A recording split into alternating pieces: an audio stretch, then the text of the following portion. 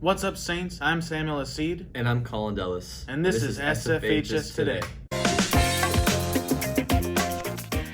In world news, floods and mudslides in Rwanda engulfed towns and villages, killing 150 people and leaving homes and buildings destroyed, according to The Guardian. In school news, this week is Spring Spirit Week. Yesterday was Jersey Day, today's Pajama Day, Wednesday is Hawaiian Shirt Day, and Thursday is Bring Anything But a Backpack Day. We'll have no school on Friday.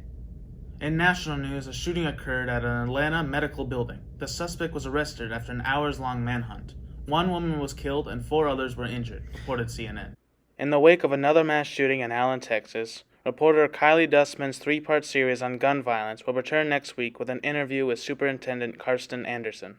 In other relevant news, the NACE food shelf is in desperate need for food donations. I spoke with Savannah Reinertson and Tyler Edwards on how the food shelf is managing and how we can help. What issues is the food shelf facing right now?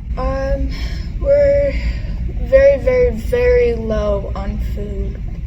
We have an extra shelf in the back just for stuff that we sort out, and it's been empty for probably a month or 2 now, because what we get is little shipments now from Cub and Costco and Festival and County Market that give us donations, but we've gotten very little from that. So what is Student Council doing to help out the food shelf? Student Council is hosting a food drive. It is starting next Monday, or May 8th, through the 19th, which is a Friday. A concern was brought up to Mr. Austin, and he asked me if I could host a food drive. So Student Council is kind of just getting involved with all the different schools in the district besides Cedar Creek and having them pitch in, and then trying to host a school-wide food drive here as well with some incentives. So what is Student Council doing differently for this food drive? Something that we're doing a little bit differently is we're actually adding incentives to the food drive itself. Still waiting to get confirmed with Mr. Austin. There's going to be something like an ice cream social, potential things happening to Mr. Austin at the Pep Fest, like maybe a pie in the face on the 15th, and then I might shave my head with a couple other student members. We'll see how that goes as well. You can always volunteer at the food shelf. You can always bring more food to the food shelf. From what I know, NACE is looking for basically anything that is non-perishable or canned, so things that will last a while. Items that contain protein like canned chicken, tuna, maybe some ramen, but they have a lot of excess of that, or like canned goods like beans, corn, something along those lines. Thanks to Student Council for helping coordinate this community drive. Hopefully word gets around so we can see those shelves fill up again. In school news, voting for class presidency is happening today during Saints time. Ari and Taylor spoke with some of the candidates and those involved. What do you do as a class president? As class president, at the beginning of every student council meeting, we have a little segment where class presidents talk about grade level stuff. So I go to every student council meeting and make sure that I talk about what my grade wants and what they need to have heard. And what are the challenges that you face being a class president? Not many, but if I have any, they would be making sure that all of my grade is as represented as possible. What do you do as a senior class president? As a senior class president, I help plan a lot of the events with student council. Recently, I've been putting together the Senior Future Decisions Instagram page and helping Ms. Abraham connect with the senior students. And what are the challenges you face? Some of the challenges are just getting the word out about what we're trying to do with student council and getting responses for the Senior Decision Instagram page.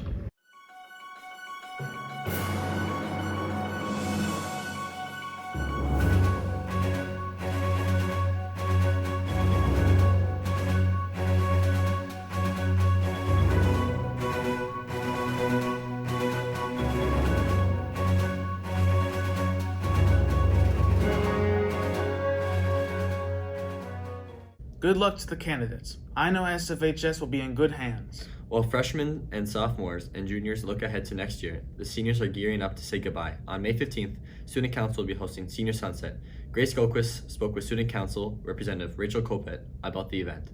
So Senior Sunset is on May 15th from 6 p.m. to whenever sunset is, and we're planning on having 3 food trucks. We're planning on having Burro Loco, Sweet Toppings, and Mr. Star's Kettle Corn. We're hoping to also have a couple of extra secret things, so we're excited about that.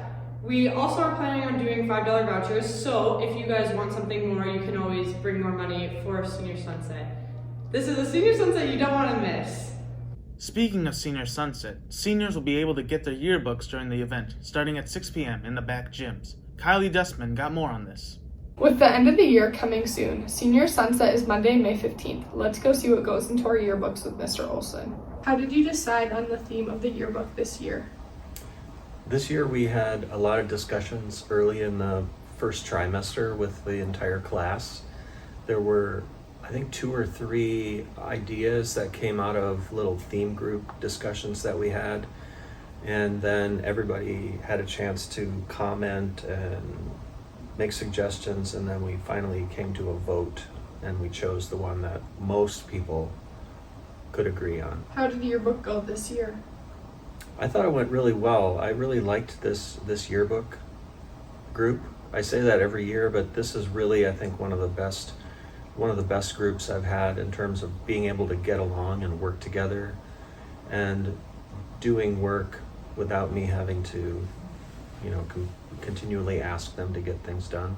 The yearbooks there's 210 pages, and those pages are broken down into 5 deadlines, which happen between, I think the first deadline's the end of November, and the last one is usually right around the last day of second trimester. So we break up those 5 deadlines, and we have to decide what goes on each page during each deadline, and the students work to design all the pages. Once a deadline is complete, it's submitted using an internet based program called Yearbook Avenue. What was your favorite part about being the yearbook teacher?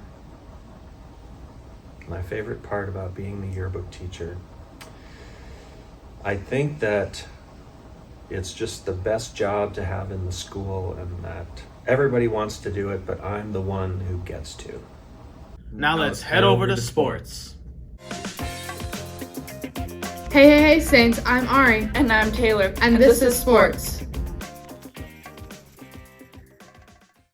In school sports, boys baseball went 4 for 5 last week with an amazing win against Cambridge, 13-0. They played a doubleheader against Monticello, where they lost the first game and won the second. Thursday, they had a comeback win against Big Lake, and last Monday they beat Cloquet. They had a doubleheader today against Princeton, right here at home at 4 p.m.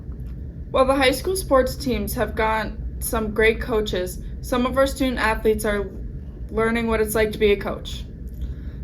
Braden Terrace, Addie Enstrom, and Maddie Montaigne like to help out and give back to the youth sports. Let's hear about it.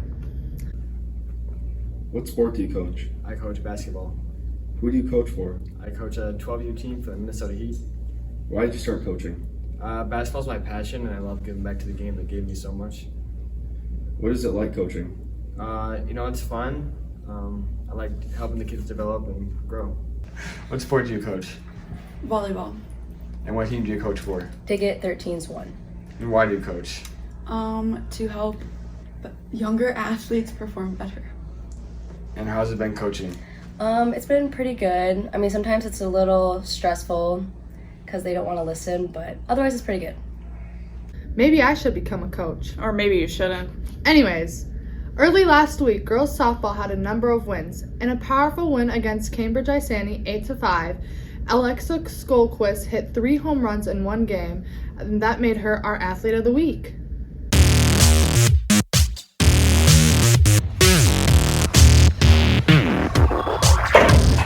Hey, you're Alexa Skolquist, aren't you? Yeah. You're the athlete of the week. Yeah. What do you do? Well, I hit 3 home runs. I went 3 for 3 at the plate at Monticello, and they were all home runs. Oh, nice. What have you been doing in the off-season to prepare? I've been training at Minnesota Forest, and I've been doing a bunch of hitting lessons. Awesome. What are your plans for the future? Hopefully to play college for softball. Awesome. In competitive activities, the robotics team went to state. They were ranked 21st heading to state and ended up 9th in their best season yet. Additionally, the spring musical Bright Star was awarded with an outstanding production from the Hennepin Theater Trust, so they will be performing at the State Theater in June. Also, Joe Jacobson and Destiny Chroma auditioned and were deemed triple threat finalists. They are 2 of 24 actors from across the state who will compete for a trip to New York. That's all the sports we got for you this week. Now back to Maine. Thanks, Ari and Taylor. Before we go, this week is Teacher Appreciation Week. This week's RQT asks what people appreciate most about their teachers. What teacher has impacted your life the most? I would probably say Caitlin Lemke, because not only is she my cousin, she has also been my coach for volleyball and softball throughout the years. She has helped me in a way to like be a better human and like keep me in track and like always be good. Mine would be Matthew Norton. He has made all of my classes so much fun, and he's taught me how to be a better person and how to just always stay positive in negative situations. Colt, 7th grade year, Malacca is right across the hall from her classroom. She's always the first person I saw in the morning, and she always made me smile. Has impacted your life the most? Probably Miss Thompson, because she's my tennis coach and she's been with me for a while and always pushes me to be my best.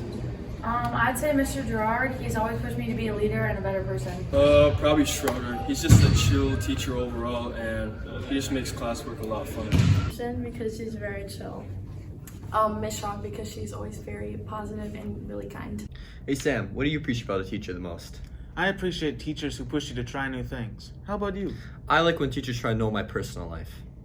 That's all we have for this week. Stay safe, Saints.